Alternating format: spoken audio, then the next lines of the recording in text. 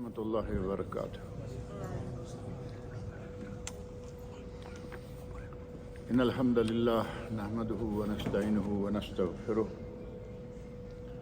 ونعوذ باللہ من شرور انفسنا ومن سیئات اعمالنا، من يهده الله فلا مضل له ومن يضلل فلا هادي له، واشهد ان لا اله الا الله وحده لا شريك له، واشهد ان محمدا عبده ورسوله۔ اما بعد فان خير الحديث كتاب الله، وخير الهدي هدي محمد صلى الله عليه وسلم، وشر الامور محدثاتها، وكل محدثة بدعة، وكل بدعة ضلالة، وكل ضلالة في النار۔ رب اشرح لي صدري ويسر لي امري واحلل عقدة من لساني يفقهوا قولي، رب اعوذ بك من همزات الشياطين واعوذ بك رب ان يحضرون۔ اعوذ باللہ السمیع العلیم من الشیطان الرجیم، وللہ علی الناس حج البیت من استطاع الیہ سبیلا ومن کفر فإن اللہ غنی عن العالمین۔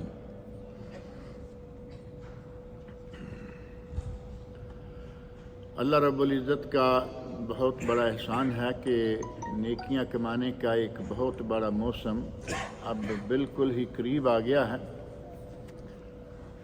موسم حج تو ظاہر ہے کہ ماہ شوال سے شروع ہو جاتا ہے۔ الحج اشہر معلومات، اللہ رب العزت نے قرآن کریم میں فرمایا، سورۃ البقرہ آیت 197، الحج اشہر معلومات، حج کے مہینے معلوم ہیں۔ فمن فرض فیہن الحج فلا رفث ولا جدال ولا فسوق ولا جدال فی الحج۔ جو ان مہینوں میں حج فرض کر لے، حج تو فرض ہے لیکن اگر کوئی نیت کر لے، احرام باندھ لے، تو وہ فلا رفث ولا فسوق ولا جدال، نہ کوئی شہوانی حرکت، نہ کوئی دوسرا گناہ، اور نہ ہی لڑائی جھگڑا، ان سب چیزوں سے مکمل طور پر وہ باز رہے۔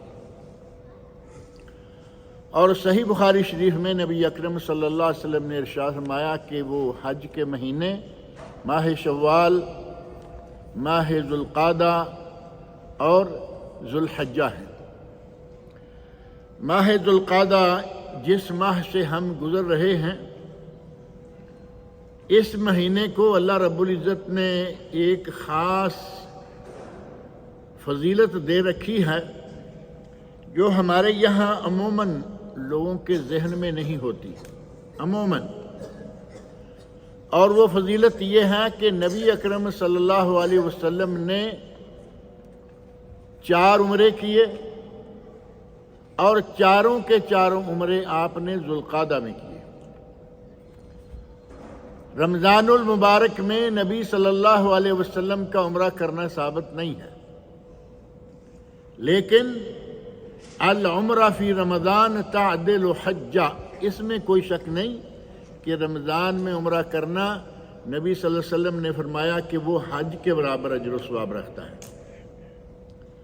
لیکن آپ نے رمضان میں نہیں کیا بلکہ ذوالقعدہ میں کیا، چاروں عمرے۔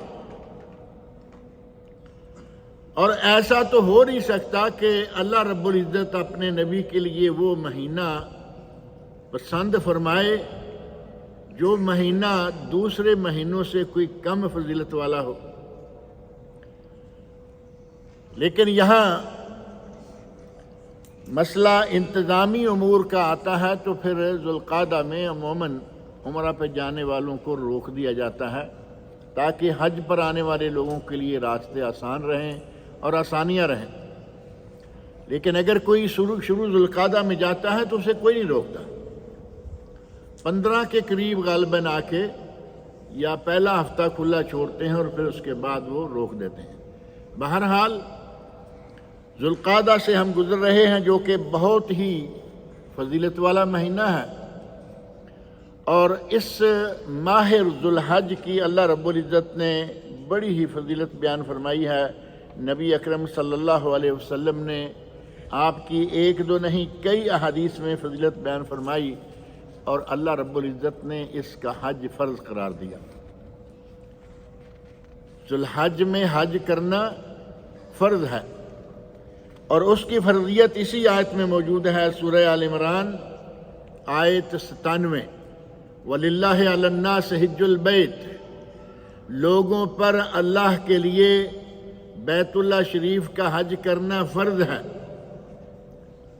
من استطاع الیہ سبیلا، یہ ہر کسی پر ہر حال میں فرض نہیں۔ من استطاع الیہ سبیلا، جو حج پر جانے کی استطاعت رکھتا ہے۔ ومن کفر،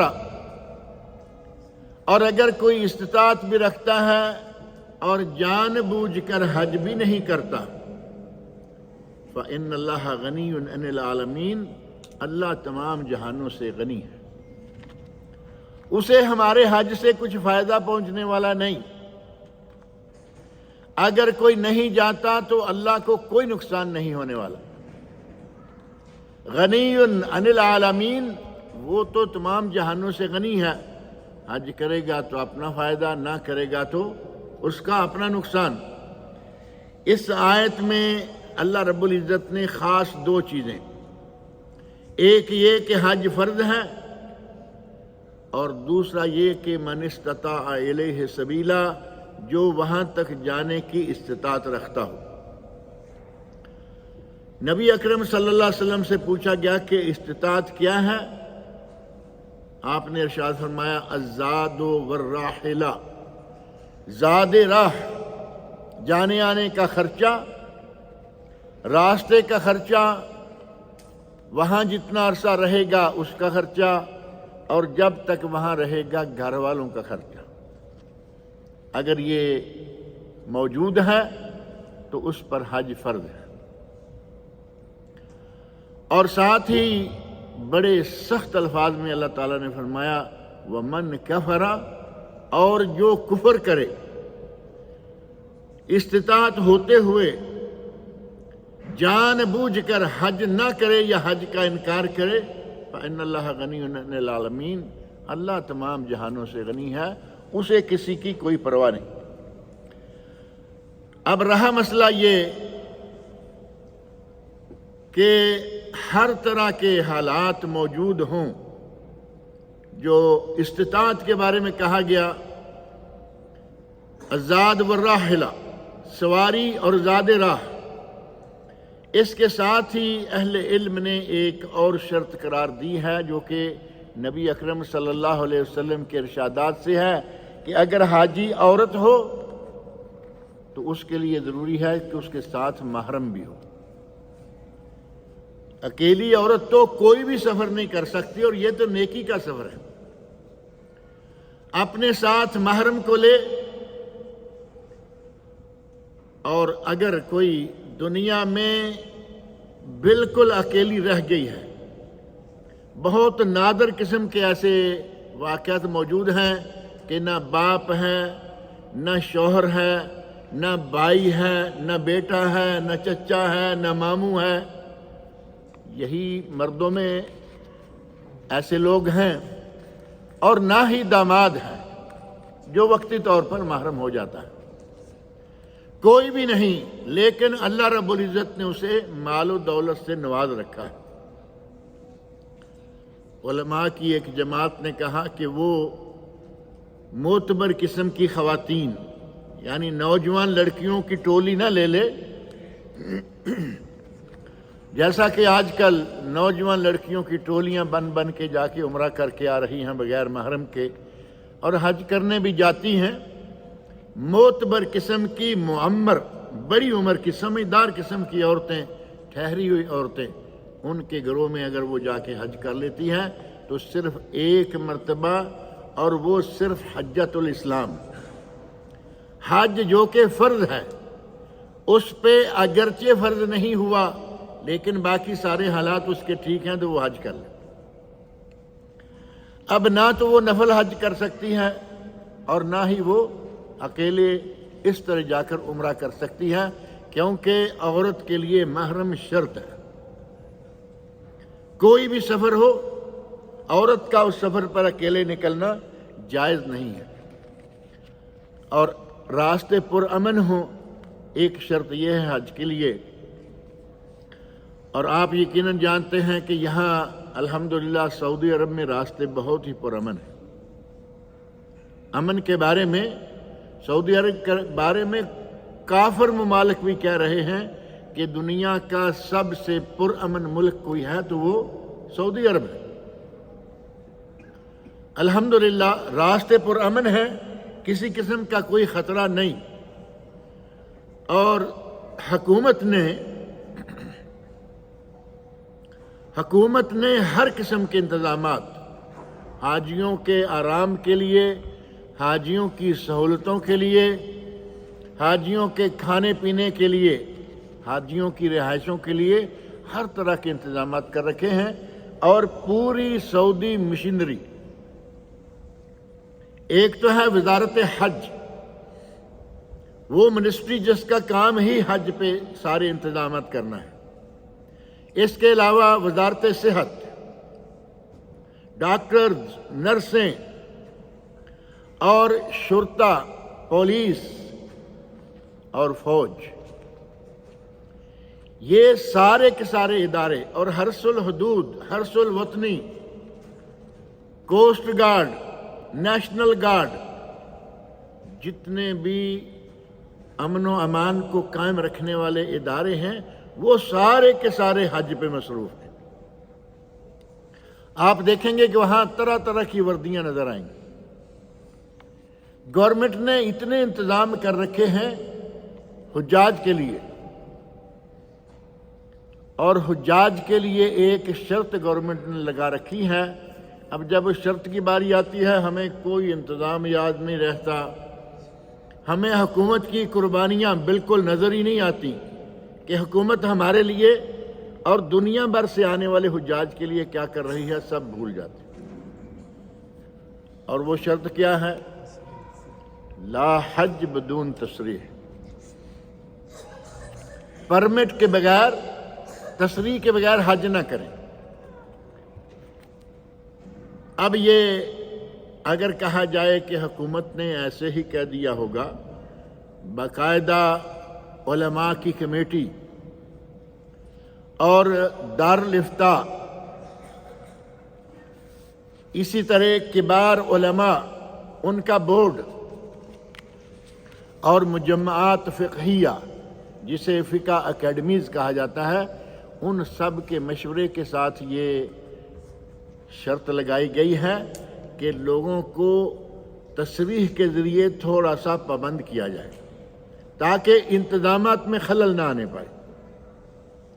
اور خلل آپ لوگوں نے دیکھ لیا پچھلے سال، خاص طور پر ہر سال خلل تو ہوتا ہی ہے، لیکن گزشتہ سال خلل اتنا ہوا کہ کافی ساری اموات ہو گئی، کافی سارے حجاج فوت ہو گئے۔ اور ایک شیعہ خبیث رپورٹر نے تو ایسا غلط قسم کا لوگوں کو تاثر دیا کہ سعودی حکومت کچھ کرتی ہی نہیں، لوگ مر رہے ہیں، لوگ یہ پڑے ہیں، لوگ وہ پڑے ہیں۔ اسے تو خیر یہ کرنا ہی تھا کیونکہ اس کا تو فرض ہے۔ شیعہ جو ہوا اس کی تو ذمہ داری ہے کہ کسی بھی طرح سعودی حکومت کے خلاف بکواس کرو۔ اب ان کی دیکھا دیکھی ہمارے اہل سنت میں سے بھی ایک نہیں بلکہ اگر کہیں تو بے شمار پارٹیاں ہماری بھی ہیں جو سعودی عرب کے خلاف بکنا اپنا فرض سمجھتی۔ گزشتہ سال اتنا شور مچا دیا، کہا کہ سعودی عرب کچھ کر ہی نہیں رہا، حکومت کچھ کر ہی نہیں رہی۔ یہ پابندیاں لگائی گئیں، اور ان پابندیوں کا انہوں نے باقاعدہ سارے علماء سے مشورہ کرنے کے بعد باقاعدہ طے کیا، لا حج بدون تصریح، تصریح کے بغیر حج نہ کرو۔ اور اگر کوئی ولی امر کسی ملک کا حاکم جو مسلمان بھی ہے علماء کے مشورے کے ساتھ اگر کوئی قانون نافذ کرتا ہے تو کیا وہ قانون غلط ہوگا؟ اللہ رب العزت نے قرآن کریم میں فرمایا ہے اطیعوا اللہ و اطیعوا الرسول، سورۃ النساء آیت نمبر 59، اطیعوا اللہ و اطیعوا الرسول و اولی الامر منکم، اللہ کی، اللہ کے رسول کی اور اولی الامر کی اطاعت کرو۔ اولی الامر کون ہیں؟ علماء، فقہاء اور امراء، حکام۔ حاکم بھی اولی الامر میں، اور اس کے تابع جتنے بڑے امراء ہیں یا وزراء کہہ لیں وہ بھی اولی الامر میں، علماء اور فقہاء بھی اولی الامر میں۔ علماء فقہاء نے مل کر، حاکم اور اس کے خاص لوگوں نے مل کر یہ قانون نافذ کیا، اور اللہ رب العزت نے اولی الامر کی اطاعت کرنے کا بھی حکم دیا ہے۔ لہذا ہمیں چاہیے کہ اولی الامر کی بات کو مانیں اور سعودی حکومت کی جو کوششیں، محنتیں اور قربانیاں ہیں ان کو ضائع نہ جانے دیں۔ ایسے ہی ایک حدیث ہے، نبی اکرم صلی اللہ علیہ وسلم ارشاد فرماتے ہیں صحیح بخاری، مسلم اور صحیح ابن حبان میں، من اطاعنی فقد اطاع اللہ۔ یہ تو ہم بہت سنتے رہتے ہیں، جس نے میری اطاعت کی اس نے گویا کہ اللہ کی اطاعت کی۔ ومن عصانی فقد عصى اللہ، جس نے میری نافرمانی کی اس نے اللہ کی نافرمانی کی۔ آگے والا جملہ جو ہے وہ ہم کم ہی سنتے ہیں اور کم ہی اپنے ذہن میں رکھتے ہیں، اور یہ جملہ شاید عجیب لگے جبکہ یہ صحیح بخاری، مسلم اور صحیح ابن حبان میں جملہ موجود ہے۔ نبی صلی اللہ علیہ وسلم فرماتے ہیں وَمَن يُطِعِ الْأَمِيرَ، وَمَن يُطِعِ الْأَمِيرَ، جو اپنے امیر کی، اور ظاہر ہے کہ امیر جو ہے کافر تو ہو نہیں سکتا، مسلمانوں کا امیر مسلمان ہوگا۔ وَمَن يُطِعِ الْأَمِيرَ، جو امیر کی اطاعت کرے، فقد اطاعنی، اس نے گویا کہ میری اطاعت کی۔ حاکم کی، مسلمان حاکم کی اطاعت کے بارے میں نبی صلی اللہ علیہ وسلم کیا فرما رہے ہیں؟ جس نے امیر کی اطاعت کی اس نے گویا کہ میری اطاعت کی۔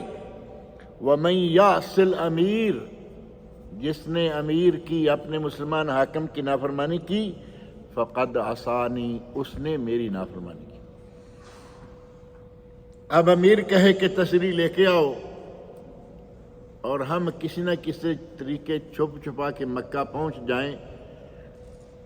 ایک بات یہاں اور بھی ذہن میں رکھ لیں، آپ سب کے موبائل آج کل ایک میسج آ رہا ہے تقریباً روزانہ کی بنیاد پر، انگلش والوں کو انگلش میں بھیج رہے ہیں، عربی والوں کو عربی میں بھیج رہے ہیں، اگر کوئی غیر قانونی بلا تصریح مشاعر مقدسہ میں پکڑا گیا تو 10,000 ریال جرمانہ، اور اگر کسی نے ایسے آدمی کو جو زیارت پہ آیا، وزٹ پہ آیا یا بزنس وزٹ پہ آیا، یہ 3 قسم کے ویزے ان پہ آیا ہوا ہے اور وہ حج کے مقام پر پایا گیا، اسے 10,000، اور جس نے اسے رکھا ہوا ہے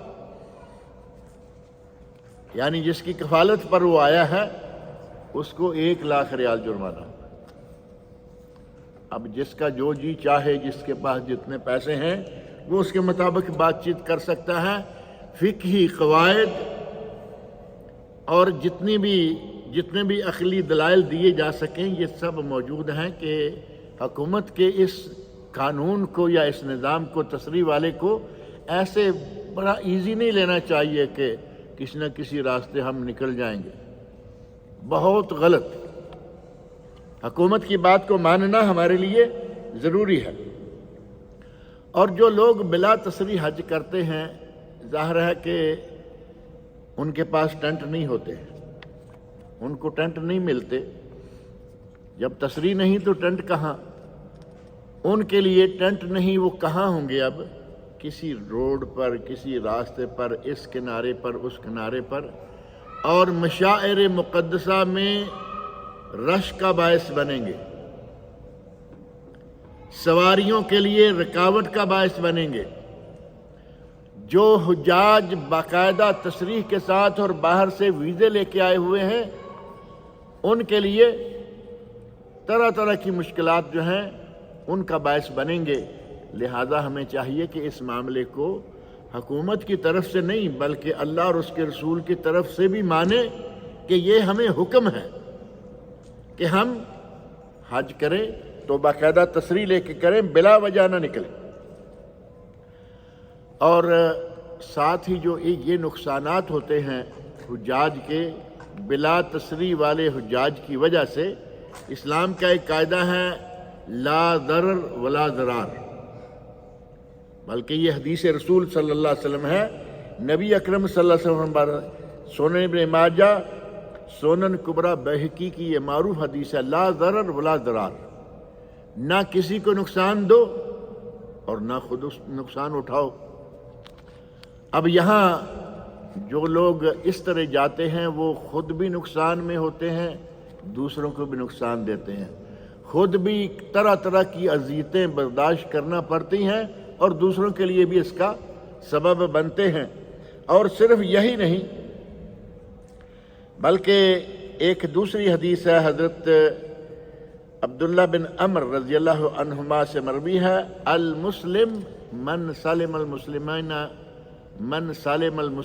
من لسانہ و یدہ، مسلمان وہ ہیں کہ جس کی زبان اور اس کے ہاتھ سے دوسرے مسلمان محفوظ رہیں۔ یہ اس طرح کی تصریح والوں کے بارے میں کیا خیال ہے؟ دوسروں کے لیے تکلیف کا باعث ہیں یا نہیں؟ دوسرے ان کی تکلیفوں سے پوری طرح سالم نہیں رہ سکتے۔ حج ایک عظیم عمل، اسلام کا رکن، سن 9 ہجری میں یہ فرض ہوا اور فرضیت کے سال میں ہی اللہ رب العزت نے نبی اکرم صلی اللہ علیہ وسلم کو حجۃ الوداع کا حکم دیا، حج کیا آپ نے، جو آپ کا پہلا، آخری اور وہی حجۃ الوداع تھا۔ حج کو اسلام کا رکن، بنی الاسلام علی خمس، یہ حدیث صحیح بخاری اور صحیح مسلم میں موجود ہے کہ اسلام کے ارکان 5 ہیں، معروف ہیں، ان میں سے حج، اور حدیث جبریل جو کہ بڑی معروف ہے اس میں بھی یہ بات موجود ہے کہ اسلام کے ارکان جو ہیں وہ 5 ہیں، اور اس فریضہ کے، اس رکن کے فضائل جو ہیں وہ نبی اکرم صلی اللہ علیہ وسلم کی احادیث میں موجود ہیں۔ آپ سے پوچھا گیا، سئل رسول اللہ صلی اللہ علیہ وسلم ای الاعمال افضل،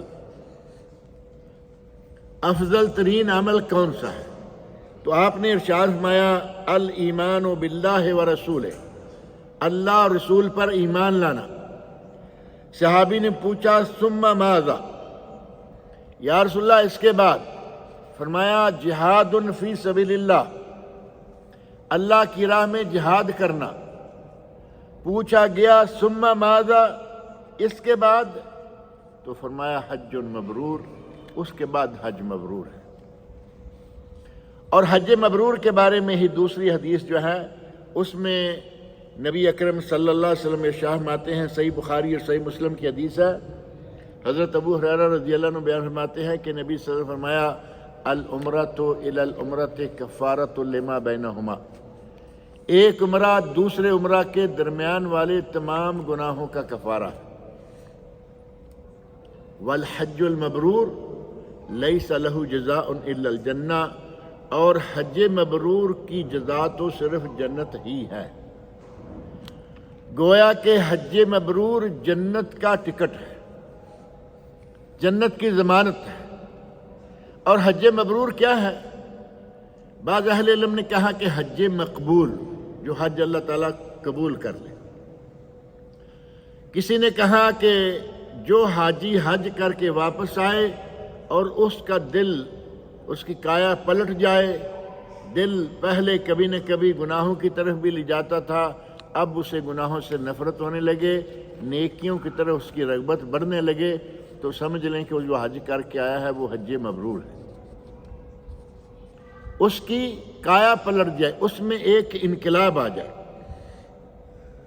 اور علامہ عبید اللہ رحمانی رحمۃ اللہ علیہ برصغیر پاک و ہند کے بلکہ عرب دنیا کے معروف علماء میں سے ہیں، برصغیر کے، مشترکہ ہندوستان کے، لیکن عرب لوگ ان کی کتابیں پڑھ پڑھ کے فائدہ اٹھا رہے ہیں۔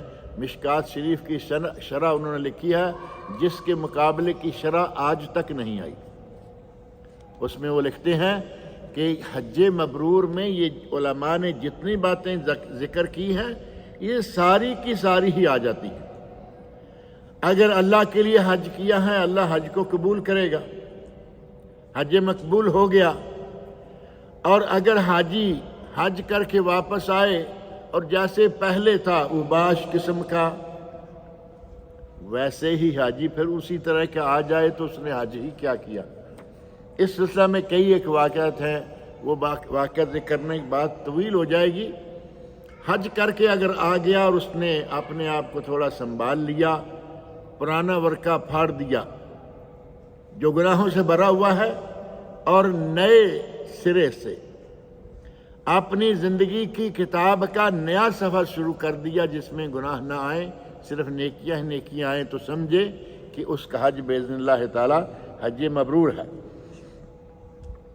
ایسے ہی نبی اکرم صلی اللہ علیہ وسلم نے فرمایا، سنن نسائی، ابن ماجہ، صحیح ابن خزیمہ، صحیح ابن حبان اور معجم طبرانی کبیر میں،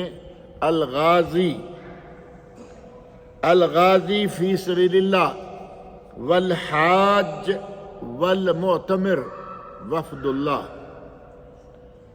غازی جو جہاد کر کے آئے، اور وہ شخص جو عمرہ کرے، عمرہ کر کے آئے، اور اسی طرح حاجی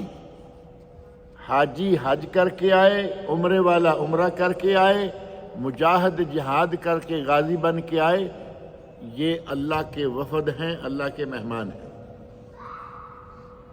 کتنی بڑی عظمت ہے۔ عام آدمی کے دوست احباب کے ملتے ملتے اگر اچانک کسی کو دعوت آ جائے نا کہ گورنر ہاؤس میں آج دعوت ہے اور تمہیں بھی بلایا ہے، تو ہم پھولے نہیں سماتے کہ گورنر ہاؤس سے ہمیں دعوت آئی، اور جسے اللہ رب العزت اپنا مہمان قرار دے دے، کائنات کا خالق و مالک۔ تو یہ تین لوگ جو ہیں یہ اللہ کے مہمان ہوتے ہیں۔ غرض یہ کہ حج بہت ہی فضائل والا ہے، اگر حاجی ہے زندہ ہے تو بھی، اور اگر فوت ہو جائے تو بھی، ہر حال میں وہ ایسا ہے کہ اس کی موت بھی قابل رشک ہے۔ نبی اکرم صلی اللہ علیہ وسلم کے ساتھ حجۃ الوداع کے موقع پر ایک آدمی اونٹنی پر سوار تھا، حاجی، گرا اور فوت ہو گیا۔ نبی اکرم صلی اللہ علیہ وسلم نے فرمایا کہ اس کو غسل دو، غسلوہ، اس کو غسل دو، ولا تحنتوہ، اسے کسی قسم کی کوئی خوشبو نہ لگاؤ، ولا تغطوا راسہ، اور نہ ہی اس کے سر کو ڈھانپو، سر بھی ننگا رہنے دو، غسل دو، خوشبو نہ لگاؤ، گویا کہ حاجی حج کی حالت میں، احرام کی حالت میں ہے، ولا تغطوا راسہ، اور سر کو بھی کھلا رہنے دو، کسی قسم کا کپڑا سر پہ نہ آنے دو، فَإِنَّهُ يُبْعَثُ يَوْمَ الْقِيَامَةِ مُلَبِّيًا، فرمایا کہ یہ قیامت کے دن اپنی قبر سے تلبیہ کہتا ہوا باہر آئے گا۔ زندگی بھی قابل رشک اگر کوئی اپنے حج کو سنبھال لے، اور موت بھی قابل رشک۔ اب حج کرنے کا طریقہ، کیونکہ ہمارا وقت کو شروع میں بھی اس آدمی کے بیماری کی وجہ سے چلا گیا، اور ویسے بھی حج کے مسائل تو لمبے ہیں، انشاءاللہ اتوار اور پیر 2 دن ایک آن لائن پروگرام ہے کراچی میں، انشاءاللہ وہ آپ سب لوگ سن سکیں گے۔ حج کے مسائل باذن اللہ تعالیٰ پوری تفصیل کے ساتھ ذکر کریں گے، 2 دن، اتوار اور پیر، اور 2 دن ہی یہاں ہے اصلاحی سینٹر میں، لیکن وہ بدھ اور بدھ، یہ آنے والا بدھ اور ایک اس سے بعد آنے والا بدھ جو غالباً 1 ذوالحج کو آئے گا۔ تفصیلات وہاں ذکر کریں گے، یہاں میں موٹی موٹی باتیں ضرور ذکر کرتا ہوں، اگر کسی کو بعد میں سوال پوچھنا ہوگا تو وہ بھی پوچھ لے۔ حج کی 3 قسمیں ہیں، تینوں جائز ہیں ہر کسی کے لیے، حج افراد، حج قران، حج تمتع۔ حج افراد کیا ہے؟ میقات سے حج کا احرام باندھا، اللہم لبیک حجن، اور سیدھا جا کے اس نے طواف کیا، جسے طواف قدوم کہتے ہیں۔ طواف کیا اور اگر اس نے ساتھ ہی سعی بھی کر لی تو یہ اس کے لیے اس کے حج کی سعی ہو گئی۔ 8 تاریخ تک مکہ مکرمہ میں رہا، اسی حالت میں، احرام کی حالت میں، اب یہ احرام نہیں کھولے گا۔ 8 تاریخ کو منا، 9 تاریخ کو عرفہ، رات کو 9 اور 10 کی رات کو مزدلفہ، اور صبح مزدلفہ سے منا۔ عرفات میں کیا کرنا ہے؟ 2 نمازیں، ظہر عصر، جمع اور قصر۔ ہمارے یہاں پہلے بھی ایک دن میں یہاں بات ذکر کر رہا تھا، اتنے ضدی قسم کے لوگ ہوتے ہیں۔ نبی صلی اللہ علیہ وسلم نے قصر کی اور جمع کی، 2 نمازیں، ظہر عصر، کہیں گے نہیں ہم نہ قصر کریں گے نہ جمع کریں گے، دونوں نمازیں ان کے اوقات پر پڑھیں گے اور پوری پڑھیں گے۔ نبی صلی اللہ علیہ وسلم سے بھی ضد لگا کے بیٹھ جاتے ہیں، ہمارا عجیب سا عالم ہے۔ اور سارا دن ذکر و اذکار میں، نبی صلی اللہ علیہ وسلم نے روزہ بھی نہیں رکھا ہوا تھا، نہ روزہ رکھنا اس دن سنت ہے۔ آپ ذکر و اذکار میں مشغول رہے، اور وہاں سے مغرب کی اذان ہوئی تو مزدلفہ میں مغرب اور عشاء، جمع اور قصر۔ اور اس رات کوئی عبادت ثابت نہیں سوائے اس کے، حتیٰ کہ نبی اکرم صلی اللہ علیہ وسلم نے اس رات وتر بھی نہیں پڑھے۔ علامہ ابن قیم رحمۃ اللہ کی تحقیق ہے کہ آپ نے اس رات وتر بھی نہیں پڑھے۔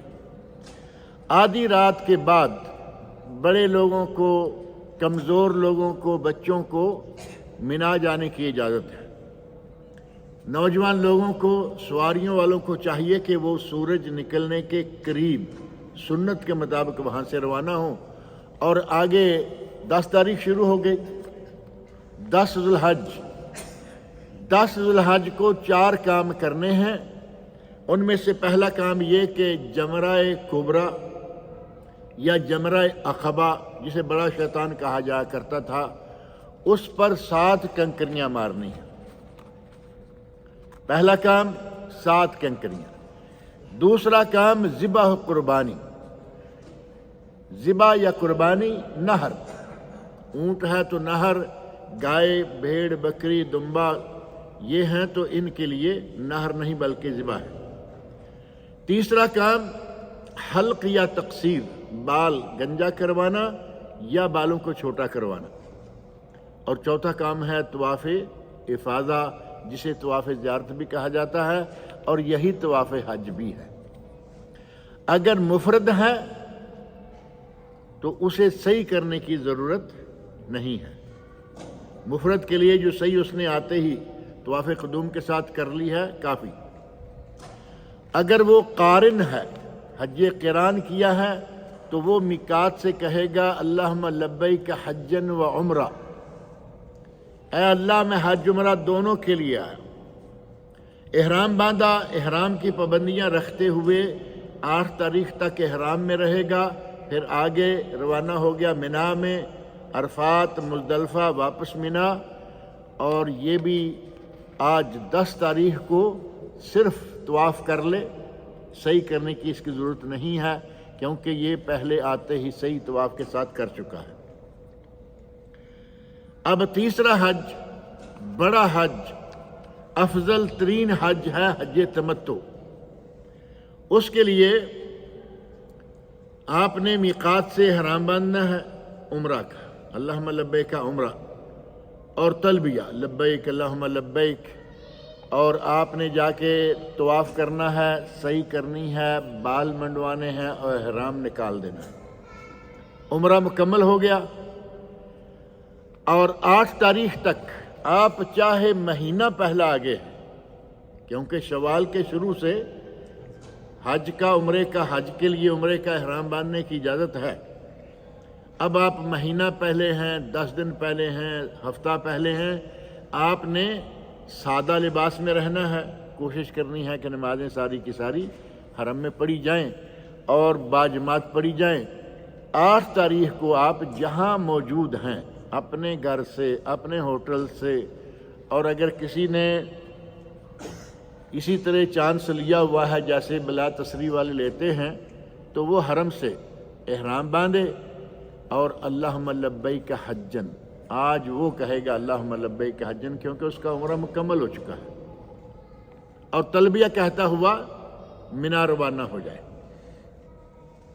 8 تاریخ کو سارے حجاج مینا جا کے ظہر کی نماز پڑھیں گے، سنت رسول ہے، لیکن اگر کسی کی نماز 1-2 کم ہو گئی، حتیٰ کہ اگر کوئی مینا پہنچ ہی نہیں پایا 8 تاریخ کو، تو اس کا حج صحیح ہوگا۔ ظاہر ہے کہ جو 5 نمازیں مینا میں پڑھنی ہے، رات مینا میں گزارنا ہے، وہ سنت رسول ہے، اس کا ثواب کم ہو جائے گا، اتنا ثواب، لیکن حج صحیح ہوگا۔ مینا میں نماز، ہر نماز اس کے وقت پر پڑھی جائے گی، لیکن نمازیں قصر ہوں گی۔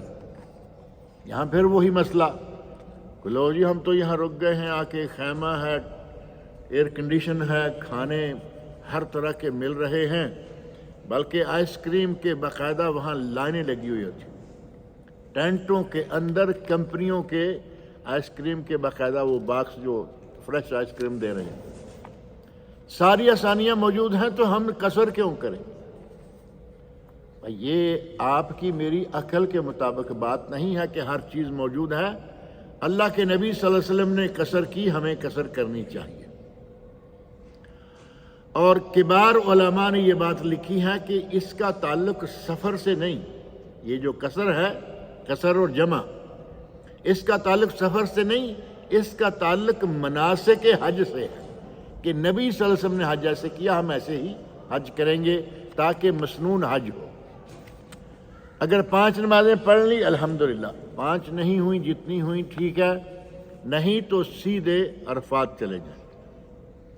عرفات میں جانا، مینا سے نکلنا تو ہے سورج نکلنے کے بعد، لیکن انتظامی امور کے تحت بسوں والے آدھی رات کو اٹھا کے لے جاتے ہیں، اور بہت دفعہ ایسا ہوتا ہے کہ فجر کی نماز جا کے وہاں پڑھنی پڑتی ہے۔ کوئی حرج نہیں، اللہ تعالیٰ قبول فرمائے۔ یہ ٹرانسپورٹ کی مجبوریاں اور ضرورتیں ہیں، انتظامی کاروائیاں ہیں۔ عرفات میں دل کھول کر دعائیں کریں۔ سب سے مشہور معروف دعا کون سی ہے؟ لا الہ الا اللہ وحدہ لا شریک لہ لہ الملک ولہ الحمد وہو علی کل شیء قدیر۔ یہ دعا بکثرت کریں، اور پھر جتنی دعائیں ہیں، جو دعا آپ کو آتی ہے، اور اگر آپ کو عربی میں دعائیں زیادہ نہیں آتی، بہتر ہو کہ ایک اچھی سی معتبر قسم کی کتاب آپ کے پاس ہو، جس میں مناسک بھی موقع بہ موقع آپ دیکھ سکیں گے کہ اب کیا کرنا ہے، آگے کیا ہے، اور ساتھ ہی وہاں عرفات کے دن اور طواف سعی کے دوران مانگنے کے لیے دعائیں ہوں جو کہ قرآن کریم سے اور صحیح احادیث سے ثابت ہو۔ وہ کتاب آپ کے پاس ہو تو بہت اچھا ہے، نہیں تو جو بھی دعائیں آپ کا جی چاہے، یہ عرفات کا دن اللہ رب العزت سے مانگنے کا دن ہے۔ حجاج بھی مانگیں، اور جو لوگ یہاں ہیں انہوں نے روزہ رکھا ہوا ہوگا وہ بھی مانگیں۔ روزہ داروں کے 2 سال کے گناہ معاف، اور حاجی کے ساری عمر کے گناہ معاف۔ نبی اکرم صلی اللہ علیہ وسلم فرماتے ہیں من حج فلم یرفس ولم یفسق، جیسا کہ قرآن کریم میں الفاظ ہیں نا، اسی طرح یہ حدیث میں بھی ہیں، جس نے حج کیا، حج میں کوئی شہوانی حرکت اسے سرزد نہ ہوئی اور نہ ہی اس نے کوئی گناہ کیا، رجع من ذنوبہ کیوم ولدتہ امہ، وہ گناہوں سے اس طرح پاک ہو کر لوٹتا ہے جس طرح کے پہلے دن کا بچہ جنم لیتا ہے۔ اللہ تعالیٰ حاجیوں کے حج کو قبول فرمائے اور ان کے سارے گناہوں کو معاف کرے۔ یہ حج کا مقام ہے کہ ساری عمر کے گناہ معاف۔ رش کی وجہ سے کبھی کبھی ایسا ہوتا ہے کہ آپ لوگ عرفات سے نکلے اور آپ کو مزدلفہ جانا ہے، بسیں پھنس گئیں، راستہ تقریباً بلاک ہو گیا، اور بعض دفعہ ایسا ہوا کہ آدھی رات تک بسیں چل نہیں پائیں۔ اب کیا کریں، نمازیں تو پڑھنی تھی جا کے مزدلفہ میں۔ اب آپ جہاں وقت ملے راستے میں نمازیں ادا کر لیں، کیونکہ آدھی رات کے بعد تو عشاء کی نماز بھی قضا ہو جاتی ہے۔ آدھی رات تک عشاء کا وقت ہے اور اس کے بعد وہ قضا شمار ہوگی، لہذا مغرب اور عشاء جہاں کہیں وقت ملے وہاں پڑھ لیں۔ اب بس جب پہنچے گی، کئی مرتبہ ایسا ہوا، دیکھنے میں آیا اور بھگتنے میں آیا کہ فجر کے قریب جا کے مزدلفہ میں پہنچے۔ مزدلفہ میں جتنا وقت ملے ذکر اذکار کریں۔ جبل رحمت ہے میدان عرفات میں، اوپر چڑھنا سنت نہیں، نہ ثابت ہے، جگہ مل جائے کوئی حرج نہیں، لیکن وہاں فوٹو بازی کے لیے نہ جائیں۔ جا کے فوٹو پیچھے جو پلر سا بنا ہوا ہے چھت پہ ٹاپ پر، اس کے ساتھ کھڑے ہو کے فوٹو بنانا۔ ایسی ہی ایک پہاڑی مشعر الحرام کے نام سے مزدلفہ میں ہے، اس کے پاس جا کے دعائیں مانگنا، اسے اپنے سامنے رکھیں اور سامنے قبلہ ہو۔ نبی اکرم صلی اللہ علیہ وسلم نے اول وقت میں فجر کی نماز ادا فرمائی اور آپ وہاں چلے گئے، پہاڑی کو اپنے سامنے رکھا، قبلہ اس کے آگے سامنے ہے، اور آپ سورج طلوع ہونے کے قریب تک ذکر و اذکار اور دعاؤں میں مصروف رہے۔ یہ سنت ہے، لیکن اگر کوئی جلدی نکل جاتا ہے تو کوئی حرج نہیں، انشاءاللہ آدھی رات سے پہلے نہ نکلے۔ اللہ کے نبی صلی اللہ علیہ وسلم نے حجاج کے لیے بہت ساری آسانیاں ذکر فرمائی ہیں، بلکہ مشروع فرمائی ہے۔ اگر کسی کو فجر تک مزدلفہ میں پہنچنا مل جائے اور تھوڑا سا وقت رات کا اس سے پہلا جو ہے وہ میدان عرفات میں مل جائے، منا میں پہلی رات نہیں ملی اور یہاں فجر سے آگے سلسلہ ہے وہ مکمل کر لے۔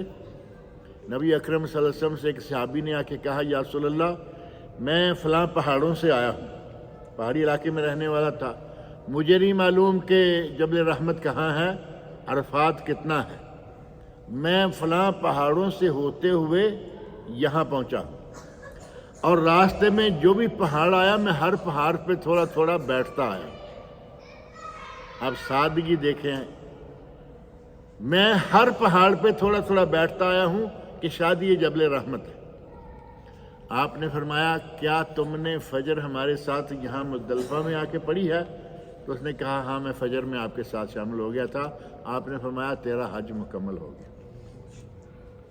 یعنی تھوڑا وہاں تھوڑا تھوڑا کر کے بھی اگر جگہ مل جائے، لیکن یہ ہے جو مجبور ہے، لا علم ہے۔ اگر معلوم ہے تو 8 ذو الحج یوم ترویہ یہ رات منا میں گزاریں، دن جا کے عرفات میں گزاریں، اگلی رات جو ہے مزدلفہ میں گزاریں، اور اس کے بعد 10 تاریخ کو واپس آئیں۔ 10 تاریخ کو واپس آ کے جو آپ نے کنکریاں مارنی ہیں وہ ایک صرف بڑے جمرے کو، کنکری چنے کے دانے کے برابر، سفید چنا جو ہوتا ہے، باریک کالا تو بہت چھوٹا ہوتا ہے، سفید چنے کے برابر ہو، نہ بہت باریک ہو اور نہ بہت موٹی ہو۔ آپ کو معلوم ہے کہ سارے لوگوں کے سر ننگے ہوتے ہیں، حجاج کے سب کے سر ننگے ہیں، اور آپ نے کنکری پکڑ لی اچھی بلی جان والی، اور پھر بعض لوگ جو ہیں وہ قریب نہیں پہنچ پاتے تو وہ جہاں ہیں وہیں سے فائر کرنا شروع ہو جاتے ہیں۔ حالانکہ سنت یہ ہے کہ کم از کم وہ کنکری اس حوض کے اندر گرے، جمرے کو نہ لگے، لیکن حوض کے اندر پہنچے۔ اب یہاں سے وہ آدمی بیٹھا ہے، اس مقام پہ جمرہ ہے اور میں یہاں سے ماروں گا تو وہ تو کسی نہ کسی کے سر پہ راستے میں لگے گی، کوئی بچ گیا تو الگ بات ہے۔ اس طرح نہیں، نبی صلی اللہ علیہ وسلم کی سنت کے مطابق سفید چنے سے تھوڑا بڑا، یہ جو ہمارے بلیلہ وغیرہ میں چنے نہیں ہوتے ہیں، اس طرح کے چنے جو ہیں اتنی بڑی ہو، تھوڑی بہت کمی بیشی ہو جائے کوئی حرج نہیں ہے، اور پھر ان کو دھو کے صاف کر کے مارنی کس کو ہیں یہ کنکریاں؟ اس کو دھو کے مارنی چاہیے۔ بڑے عجیب عجیب کام ہمارے کرتے ہیں لوگ۔ اور پھر وہاں جا کے جذبات میں آ جاتے ہیں، جوتے مارنا شروع ہو جاتے ہیں، کہاں کنکری، کہاں چنے کے برابر، کہاں اتنا بڑا جوتا۔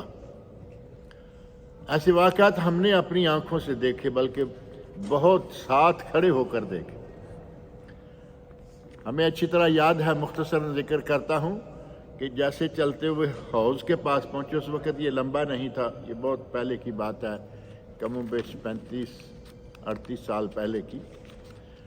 تو ہم بالکل قریب ہیں دیوار کے، ایک قریب میں آدمی کھڑا ہے، مصر کا ہے، ایسے اس نے اپنے بازوؤں کو چڑھایا، معلوم ہے نا بازو بڑے بڑے ہوتے ہیں ان کے، ایسے کر کے اوپر سے ادھر سے ادھر سے پھینکا، اور اپنے جو احرام ہے نیچے والی چادر اس کو بھی اچھی طرح سیٹ کیا، ایسے دیکھتے دیکھتے منٹوں میں جوتا ہاتھ میں پکڑا، چھلانگ لگا کے اندر گیا، حوض کے اندر جائے گا چونکہ دیوار ہے، اندر جا کے ٹھا ٹھا ٹھا جوتے مارنا شروع کر۔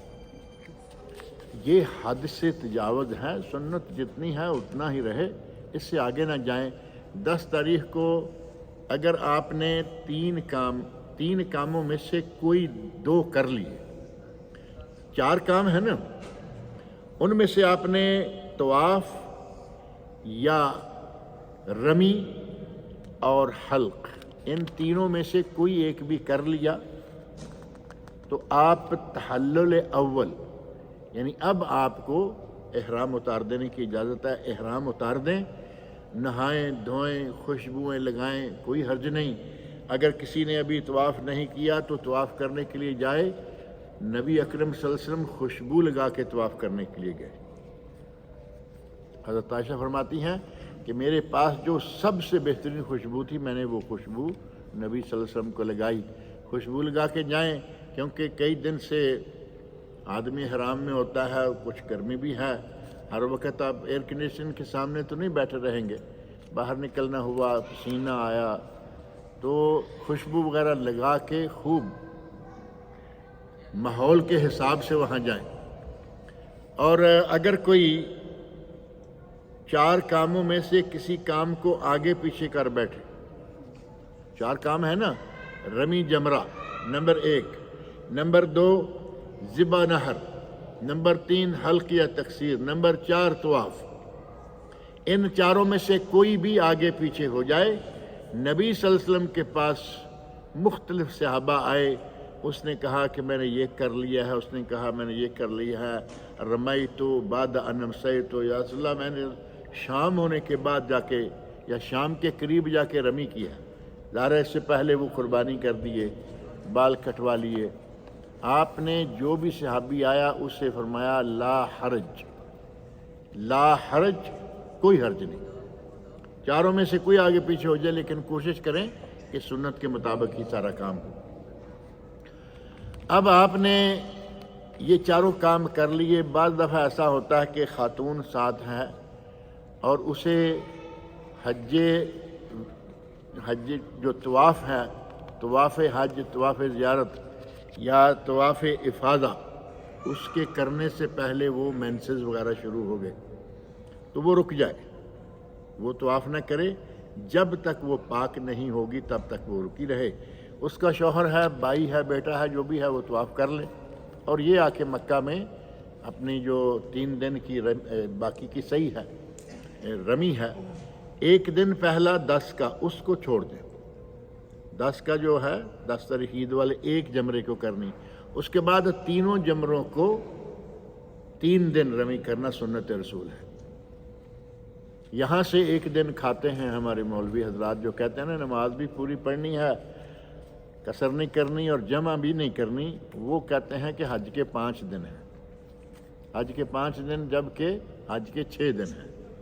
8 تاریخ یوم ترویہ، 9 تاریخ یوم عرفہ، 10 تاریخ یوم نحر، 11، 12 اور 13 یہ ہیں ایام تشریق، اور ان سب دنوں میں نبی اکرم صلی اللہ علیہ وسلم نے رمی کی ہے، لہذا افضل عمل یہ ہے کہ رمی کریں، تینوں دن کریں۔ لیکن اگر کوئی دوسرے دن کی رمی کر کے نکل آتا ہے دن ہوتے ہوتے، فمن تعجل فی یومین فلا اثم علیہ، اسے کوئی گناہ نہیں ہے، اس کا حج مکمل ہو گیا۔ اب پیچھے بچتا ہے ایک کام، اور وہ ہے طواف وداع۔ طواف وداع واجب ہے۔ واجب میں اور فرض میں فرق یہ ہے کہ فرض یا رکن چھوٹ جائے تو حج نہیں ہوتا۔ جیسے کوئی میدان عرفات میں جا ہی نہیں پایا، اس کا حج نہیں ہوگا۔ لیکن واجب وہ ہے کہ اس کے چھوٹ جانے سے حج ہو جائے گا، لیکن کفارے کے طور پر ایک جانور ذبح کرنا ہوگا، یہ واجب ہے۔ اور طواف وداع کسی مجبوری کے تحت اگر نہیں کر پایا، ایک جانور ذبح کرے اور جائے۔ اور اگر خاتون ہے تو اسے معاف ہے، وہ طواف افاضہ کر چکی ہے، اس کے مینسز شروع ہو گئے، اب اس کے لیے ضروری نہیں ہے کہ وہ رکے، وہ جانا چاہتی ہے تو وہ جائے، اسے طواف وداع معاف کیا گیا، یہ نبی صلی اللہ علیہ وسلم کے ارشاد کے مطابق۔ اس طرح آپ کا طواف وداع کے ساتھ حج مکمل ہو جاتا ہے۔ حج سے پہلے مدینہ گئے ہیں فابہا، بعد میں جانا ہے تو جائیے اور نیت کیجئے کہ ہم مسجد نبوی کی زیارت کے لیے جا رہے ہیں یا مدینہ منورہ جا رہے ہیں۔ یہ نیت کرنا کہ میں نبی صلی اللہ علیہ وسلم کی قبر مبارک پہ جا رہا ہوں، یہ نیت کرنا اہل سنت والجماعت کے عقیدے کے خلاف ہے۔ اور ایک صحیح حدیث بخاری مسلم تقریباً بہت حدیث کی کتابوں میں حدیث موجود ہے، لا تشد الرحال الا الی ثلاثۃ مساجد، نیت کر کے نیکی کے ارادے سے رخت سفر باندھ کر 3 جگہوں پہ جا سکتا ہے، اس کے علاوہ نہیں جا سکتا۔ ان میں مسجدی ھذا، فرمایا کہ میری یہ مسجد، مسجد نبوی، مسجد الحرام اور مسجد اقصیٰ، ان 3 مسجدوں کے لیے جا سکتا ہے۔ اب قبر رسول اس میں آئی، ذکر کیا کہ ایسا بھی کر لینا، نہیں آئی۔ نہ ہی کوئی اور مزار آ سکتا تھا، کیونکہ مزار تو ہمارے یہاں تو ہیں نہیں، اور ہمارے یہاں بے شمار ہیں، اللہ رب العزت انہیں ہدایت دے۔ مسئلہ یہ ہے کہ نیت کریں مدینہ میں جانے کی، مسجد نبوی کی زیارت کی، اور اندر مسجد نبوی کے اندر نبی اکرم صلی اللہ علیہ وسلم کی قبر مقدس ہے، حضرت ابوبکر صدیق، عمر فاروق رضی اللہ عنہما کی قبریں ہیں۔ جب آپ اندر داخل ہو گئے، پہلا کام یہ کریں کہ مسجد نبوی میں داخل ہو کر تحیت المسجد کی 2 رکعتیں پڑھیں، کہیں بھی جگہ مل جائے پڑھ لیں۔ اگر آسانی سے آپ روضۃ الجنہ چلے گئے تو وہاں جا کے پڑھ لیں، لیکن بہتر یہ ہے کہ پتہ نہیں وہاں جگہ ملے گی یا نہیں، کب ملے گی۔ اب اگر بیٹھنا چاہیں تو بیٹھنا جائز نہیں جب تک کہ آپ 2 رکعتیں نہیں پڑھیں گے، لہذا مسجد میں داخل ہوتے ہی کہیں جگہ ملے 2 رکعتیں پڑھ لیں۔ اب جائیے اس روضۃ الجنہ میں، اگر داخلہ مل گیا وہاں 2 رکعتیں پڑھ لیں، 4 پڑھ لیں، بیٹھ جائیں، دعائیں کر لیں، لیکن وہاں بہت لمبا بیٹھنا، جم جانا وہ صحیح نہیں ہے۔ دوسروں کو بھی موقع دینا چاہیے، کیونکہ وہ تو جگہ ہی بڑی تھوڑی سی ہے، اور لاکھوں لوگ ہیں جو چاہتے ہیں کہ وہاں تھوڑا بیٹھ لیں، اور پولیس والے بھی زیادہ وہاں بیٹھنے نہیں دیتے، باری باری وہ دیکھتے رہتے ہیں، جس کو دیکھا کہ 4-5 منٹ اس کو ہو گئے ہیں اٹھا دیتے۔ بہرحال یہ ہے وہ جگہ جس کے پلر الگ، جس کا قالین الگ، جس کی 4 طرف پوزیشن پوری کی پوری مستقل الگ ہوتی ہے، اس کو کہا گیا روضۃ الجنہ۔ نبی اکرم صلی اللہ علیہ وسلم فرمایا بین بیتی و منبری، ایک حدیث میں الفاظ ہیں بین قبری و منبری، جبکہ وہ حدیث بالکل صحیح نہیں اور وہ ہو بھی نہیں سکتی۔ آپ کیسے کہیں گے بین قبری و منبری اور آپ زندہ سلامت ہیں؟ اس طرف ہمارا خیال نہیں جائے گا، بس وہ بیان کرنے کے لیے زور چڑھا ہوا ہوتا ہے، ضعیف روایات ہیں وہ ہوں جیسے کچھ بھی ہو۔ بین بیتی و منبری، میرے گھر اور میرے منبر کے درمیان جو جگہ ہے، روضۃ من ریاض الجنہ، یہ جنت کے باغیچوں میں سے ایک باغیچہ ہے، یہ ہے روضۃ الجنہ۔ اور گنبد کس جگہ پر ہے؟ اس جگہ کے اوپر ہے، اس جگہ پہ گنبد نہیں ہے، گنبد تھوڑا ہٹ کے نبی صلی اللہ علیہ وسلم کی قبر مبارک کے اوپر یا اس گھر کے اوپر ہے، جو حضرت عائشہ رضی اللہ عنہا کا گھر ہے۔ ہم اس جگہ کو روضہ کہتے ہیں جبکہ اللہ کے نبی نے اس جگہ کو روضہ قرار دیا۔ بہرحال پہلا کام ہو گیا کہ آپ نے مسجد نبوی میں زیارت قبر رسول کر لی۔ السلام علیکم یا رسول اللہ، یہاں آپ یہ الفاظ کہہ سکتے ہیں السلام علیکم یا ابوبکر صدیق، السلام علیکم یا عمر الفاروق۔ حضرت عبداللہ بن عمر رضی اللہ عنہ جایا کرتے تھے، ان کے یہ کلمات موجود ہیں کہ وہ جا کے کہتے ہیں السلام علیکم یا رسول اللہ، السلام علیکم یا ابوبکر صدیق، السلام علیکم یا آبت، ابا جان سلام علیکم، کیونکہ ان کے تو والد تھے نا حضرت عبداللہ بن عمر، السلام علیکم یا آبت، ابا جان سلام علیکم۔ تو یہ چند کلمات اسلام کے کہیں اور جائیں۔ امام غزالی نے ایک لمبی چوڑی دعا ذکر کر دی۔ ہمارے لوگ اپنی جو کتابیں لائے ہوئے ہوتے ہیں پکی کی ہوئی ہوتی ہے کہ اس کے مطابق رہنا ہے، جہاں چاہے کچھ بھی ہوتا رہے، یہاں کھڑے ہو کے وہ شروع کر دیں گے، جبکہ یہ جائز نہیں ہے۔ لمبی چوڑی دعائیں مانگنا، یہاں رش بنانا، بلند آواز سے پھر لوگوں کے دکم پیل شروع ہو جائے۔ نبی اکرم صلی اللہ علیہ وسلم کی حیات طیبہ میں کیا اور آپ کے بعد کیا، آپ کی قبر مبارک کا ادب یہ ہے کہ ان کے قریب جا کے بلند آواز سے کوئی آدمی اپنی حلق سے آواز نہ نکالے۔ حضرت عمر فاروق رضی اللہ عنہ انہوں نے دیکھا کہ دو نوجوان مسجد نبوی میں ذرا اونچی آواز سے باتیں کر رہے، بلایا، کہاں سے ہو؟ انہوں نے کہا کہ ہم فلاں فلاں وادی سے آئے ہیں۔ کہا اگر تم مدینے کے ہوتے تو میں تمہیں کوڑے مارتا، یہ قبر رسول ہے اور تم بلند آواز سے باتیں کر رہے۔ یہ ہے ادب قبر رسول کا، وہاں رش نہ بنائیں، دعا مانگ لی ہے نکل جائیں، سلام کیا ہے اور آگے نکلے تاکہ دوسرے لوگ بھی آئیں۔ یہاں مسجد قباء ہے، گھر سے وضو کر کے جائیں، وہاں کوئی بھی نماز پڑھ لیں یا کم از کم 2 رکعتیں تحیۃ المسجد کی پڑھ کے آ جائیں، پورے عمرے کا ثواب۔ اور یہیں ساتھ ہی مسجد نبوی کے جنت البقیع ہے، قبریں جس میں صحابہ صحابیات کی قبریں، ائمہ کی قبریں، اور علامہ احسان الہی ظہیر رحمۃ اللہ علیہ کی قبر، ان کے والد کی قبر۔ اس مقبرہ میں بہت سارے صحابہ موجود ہیں، ائمہ موجود ہیں۔ یہاں آپ جا کے جو قبرستان میں جا کر دعا کی جاتی ہے، اندر جانے دیں فابہا، اور عموماً وہ اندر نہیں جانے دیتے، چاروں طرف کہیں بھی کھڑے ہو کر یہ دعا کر سکتے ہیں۔ اور شہدائے احد، نبی صلی اللہ علیہ وسلم ہر ہفتے شہدائے احد کی قبروں پر جایا کرتے تھے، دعا مانگا کرتے تھے۔ آپ بھی جائیں اور ان کے لیے بھی دعا، جو زیارت قبور کی دعا ہے وہ دعا کر کے آ جائیں۔ اب مسجدیں ڈھونڈنا، تلاش کرنا کہ یہاں 7 مساجد تھیں اور یہاں کعب بن اشرف کا قلعہ تھا۔ کعب بن اشرف کافر یہودی بدبخت انسان، اس کا قلعہ تھا، وہ ڈھونڈتے پھریں گے اور فلاں جگہ ہے۔ صرف مسجد نبوی اور مسجد قباء اور شہداء احد، یہ 3 جگہ ہیں۔ مسجد جو جنت البقیع ہے وہ تو مسجد کے بالکل ساتھ ہے۔ اور مکہ اور مدینہ کے 2 ہدیے، مکہ کا زمزم اور مدینہ کا عجوہ۔ وہاں لوگ بڑی شاپنگ مکہ سے مدینہ سے لمبی چوڑی شاپنگ کر کے لاتے، وہ تسبیح ایک ڈھیر تسبیح کا، کیونکہ معلوم ہے کہ سب کو ایک ایک دینی ہے، اور مکہ سے لائے ہیں، یہ مدینہ سے لائے ہیں، وہ چائنا سے آئی ہے، کوئی کہاں سے آئی ہے پتہ نہیں ہوتا۔ اللہ تعالیٰ تمام حجاج کرام کو سنت کے مطابق حج کرنے کی توفیق عطا فرمائے۔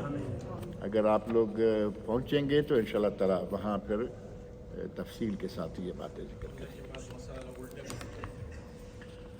مسجد نبوی سے نکلنے کے بعد بھی اور قبرستانوں سے بھی نکلتے ہوئے الٹے نکلتے ہیں، الٹے پاؤں۔ وہ تو ہمارے لوگ عادی ہو چکے ہیں مزار سے نکلنے کے۔ جب مزار سے نکلتے ہیں تو وہ اس وقت الٹے پاؤں نکلتے ہیں، اور یہاں ہوتے ہیں تب بھی ان کی کوشش ہے کہ ہم اپنی عادت پر قائم رہیں، ہمیں کچھ سیدھا نہ کر سکے۔ اللہ تعالیٰ سب مسلمانوں کو سنت کے مطابق حج کرنے کی توفیق عطا فرمائے۔ مسجد قبلہ تین کی کوئی فضیلت ایسی نہیں ہے، لیکن اگر کوئی تاریخی نقطہ نظر سے دیکھنے جاتا ہے، نماز کا وقت ہے، نماز پڑھ لے، اس کی یہی فضیلت ہے کہ اس مسجد میں ایک ہی نماز جو کہ غالباً نماز عصر ہے، دو قبلہ میں، ایک ہی نماز دو قبلہ میں، یعنی پہلے اس طرح منہ تھا اور بعد میں اس طرح کر دیا، بلکہ صحیح طور پر یہ سمجھیں کہ پہلے منہ اس طرف تھا اور آدھی نماز اس طرح منہ کر کے پڑھی گئی۔ باہر سے ایک آدمی نے کہا کہ میں نبی صلی اللہ علیہ وسلم کے ساتھ نماز پڑھ کے آیا ہوں، نبی صلی اللہ علیہ وسلم نے کعبہ شریف کی طرف منہ کر کے نماز پڑھی۔ پہلے کس طرح پڑھ رہے تھے؟ مسجد اقصی بیت المقدس، اسی لیے اسے قبلہ اول کہا جاتا ہے۔ میں وہاں کعبہ کی طرف منہ کر کے نماز پڑھ کے آیا ہوں، نبی صلی اللہ علیہ وسلم نے فوری طور پر امام صاحب آگے کے پیچھے اور سارے صحابہ نے بھی اپنا منہ جو ہے وہ قبلہ کی طرف کر لیا، یعنی ایک ہی نماز کو دو قبلوں کی طرف پڑھا گیا، اسی لیے اسے مسجد قبلہ تین کہا جاتا ہے۔